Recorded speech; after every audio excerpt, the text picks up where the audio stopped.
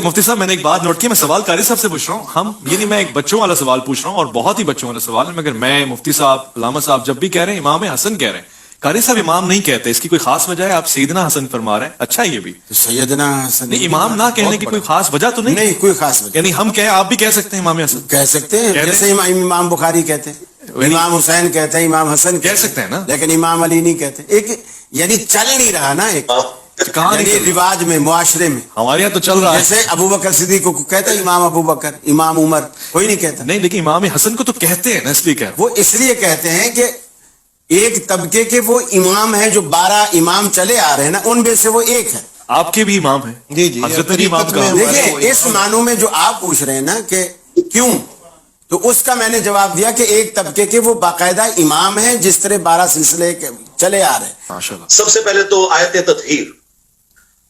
تطہیر سورۃ الاحزاب کی آیت نمبر 33 ہے. اعوذ باللہ من الشیطان الرجیم, بسم اللہ الرحمن الرحیم, انما یرید اللہ لیذھب عنکم الرجس اہل البیت ویطہرکم تطہیرا. ایک دن نبی صلی اللہ علیہ وآلہ وسلم اپنے گھر سے اس حال میں برآمد ہوئے کہ آپ نے کالے رنگ کی مرکز چادر اوڑھی ہوئی تھی. اتنے میں حسن ابن علی آئے, آپ صلی اللہ علیہ وآلہ وسلم نے انہیں اپنی اس کالی چادر کے نیچے لے لیا. پھر سیدنا حسین ابن علی, پھر سیدہ فاطمہ, اور پھر سیدنا علی رضی اللہ عنہم اجمعین وعلیہم السلام اجمعین کو چادر کے نیچے لے کر یہی آیت پڑھی, انما یرید اللہ لیذھب عنکم الرجس اہل البیت ویطہرکم تطہیرا. سبحان اللہ. اے نبی گھر والوں صلی اللہ علیہ وآلہ وسلم وعلیہم السلام, اللہ تو صرف اتنا ہی چاہتا ہے کہ تم سے ہر طرح کی ناپاکی کو دور کر دے اور تمہیں خوب صاف ستھرا کر دے. اس کانٹیکسٹ میں پھر صحیح مسلم کے اندر حدیث ہے 6220, اور یہ حدیث تو کافی طویل ہے. جب حاکم وقت نے سیدنا سعد ابن ابی وقاص کو زور لگایا کہ سیدنا علی ابن ابی طالب کی برائی بیان کریں, تو ان کو ریبٹل کرتے ہوئے مولا علی علیہ السلام کی جو 3 فضائل بیان کیے تھے, تو تیسری فضیلت یہ بیان کی تھی کہ ان میں سے مجھے کوئی ایک بھی مل جائے تو سرخ اونٹوں سے بہتر ہے. اور وہ تیسری فضیلت یہ تھی کہ نبی علیہ السلام مباہلے کے وقت سیدنا حسن, حسین, فاطمہ اور علی علیہ السلام اجمعین کو اپنے ساتھ لے کر آئے اور اللہ کے حضور دعا کی, اللہم ہؤلاء اہل بیتی, اے اللہ یہ میرے اہل بیت ہیں. بے شک. اور تیسری آیت مودت, جس کے حوالے سے کنٹروورسی سنی شیعہ میں پائی جاتی ہے, میں آج اس کو بھی انشاءاللہ ریزالو کر دوں گا. قل لا اسألکم علیہ اجرا الا المودۃ فی القربى, سورہ شورا کی آیت نمبر 23. اس کے حوالے سے صحیح بخاری میں ایک حدیث ہے, ابن عباس کا قول ہے, وہ اس آیت کی تفسیر یوں کرتے تھے کہ نبی علیہ السلام کے جو مخالفین ہیں انہیں یہ کہا جا رہا ہے کہ نبی علیہ السلام کی قرابت داری کا خیال رکھو, لیکن جو تابع تھے نا سعید ابن جبیر, وہ اسے اہل البیت پہ فٹ کرتے تھے. اور میرے خیال میں دونوں یہ تفاسیر درست ہیں. اگر اللہ تعالیٰ غیر مسلم رشتہ داروں سے کہہ رہے ہیں کہ نبی علیہ السلام کی رشتہ داری کا خیال رکھو, تو مسلمانوں سے تو بدرجہ اولا کہا جائے گا کہ آپ نے نبی علیہ السلام کی رشتہ داری کا خیال رکھنا ہے. اور اس کو سپورٹیو جو ہے وہ صحیح بخاری میں سیدنا ابو بکر صدیق رضی اللہ تعالیٰ عنہ وعلیہ السلام کا قول ہے, صحیح بخاری میں 3751 نمبر. وہ کہتے ہیں کہ محمد کے قرب کو محمد صلی اللہ علیہ وآلہ وسلم کے اہل البیت کے قرب میں تلاش کرو.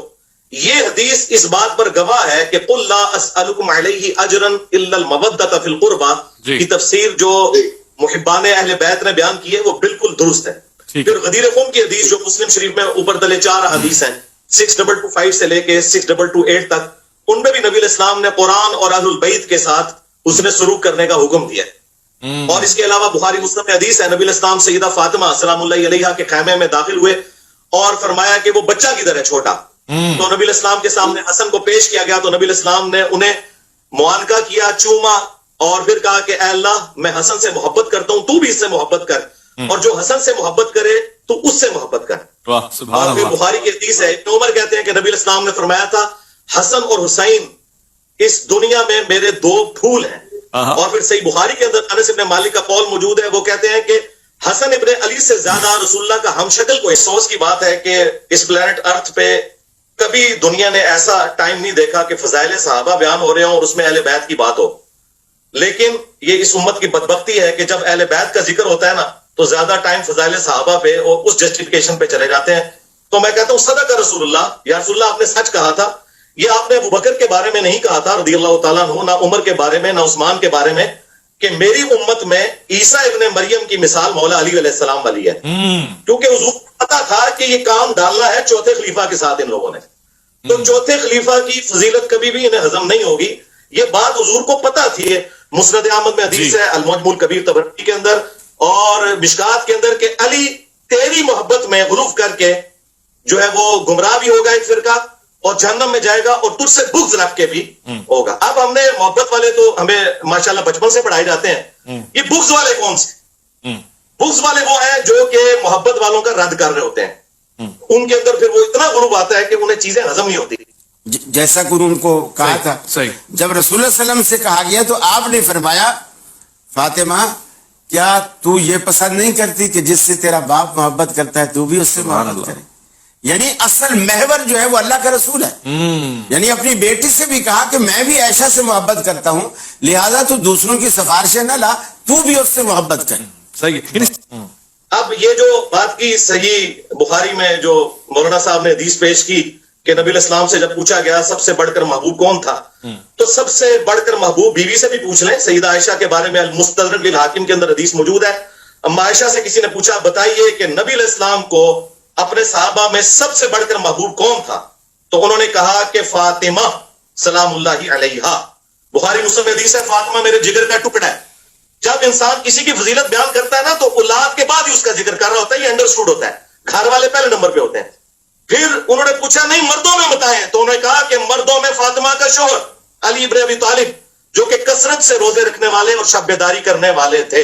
الحمدللہ یہ میری ماں نے بیان کیا ہے سلام اللہ علیہا. تو یہ سارے فضائل ہیں, لیکن ہمیں دیکھنا چاہیے کہ جب اہل البیت کی بات ہو تو ہم اسپیسیفکلی اپنی گفتگو کو اس پہ رکھیں, اور دوسری طرف نہ ہم چل پڑیں, وہ ہمیں ضرورت نہیں ہے.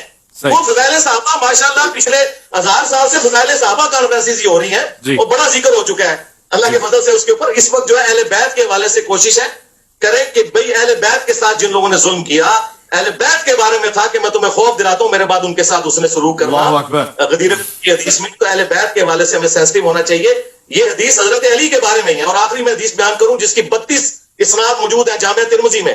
جی ایک تو ہے اللہ کا محبوب, جی ایک ہے اللہ کے محبوب کا محبوب. جی نبی علیہ السلام کے سامنے ایک بھنا ہوا پرندہ لایا گیا, اسے حدیث طائر کہتے ہیں. نبی علیہ السلام نے کہا اے اللہ میرے ساتھ اس شخص کو بھیج کے پرندہ کھانے کے لیے جو اس مخلوق میں سب سے بڑھ کر تجھے محبوب ہے. اللہ اکبر. تو سیدنا علی رضی اللہ تعالیٰ عنہ تشریف لے آئے اور پھر ساتھ بیٹھ کے بھنا ہوا پرندہ کھایا.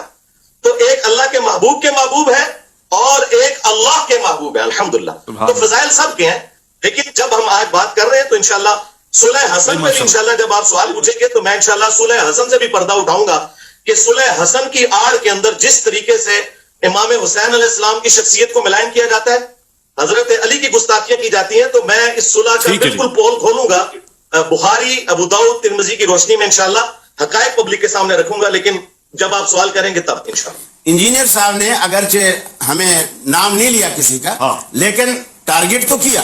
اس میں یہ کہ انہوں نے یہ بات چھیڑی کہ جب فضائل اہل بیت کی بات ہو تو یہ خواہ بیچ میں صحابہ کو گھسیڑ کر اس سے جو ہے وہ علیحدگی کا اختیار کرتے. تو کیا یہ کام انہوں نے آج نہیں کیا کہ یعنی صحابہ کی تعریف ان کو برداشت نہیں ہوئی اور اس کو تنقید کا نشانہ بنا موضوع امام حسن علیہ یہ کوئی موضوع میں یہ کوئی شرعی حکم ہے. آج کے دن صحابی کی تعریف نہیں ہوگی, صرف حضرت حسن کی تعریف. دیکھیے حضرت حسن کہ جو جس نظریے پہ اور جس موقع پہ آپ نے یہ سلو فرمائی ہے, یہ حضرت امام حسن کی آپ فتح بھی اس کو کہہ سکتے ہیں. بے شک امام حسن کی ہی فتح, کیونکہ جو اپنی شرطیں منوا جائے لکھا کے کہ یہ میری طرف سے پھر شرط ہے, فتح بھی تو پھر اسی کی ہوئی نا. معاملہ یہ ہے کہ اصل میں امام حسن علیہ السلام کی میری طبیعت, آپ 10 دن سے میں آپ کے ساتھ ہوں, آپ جانتے ہیں بڑی رواداری والی, کبھی میں بات نہیں کرتا. میں سمجھتا ہوں امام حسن علیہ السلام کائنات کی مظلوم ترین شخصیت ہے. امام حسین علیہ السلام کے قاتلوں کو اور ان کے ساتھ زیادتی کرنے والوں کو تو ہم نام لے کے بھی کئی کچھ کر دیتے ہیں, لعنت بھی کرتے ہیں, اور ان کے لیے ہم کہتے ہیں کہ فلان, ہاں جی, برات کا. امام حسن علیہ السلام وہ مظلوم شخصیت ہے کہ کہاں ان کا, کس جگہ پہ ان کا خون تلاش کریں.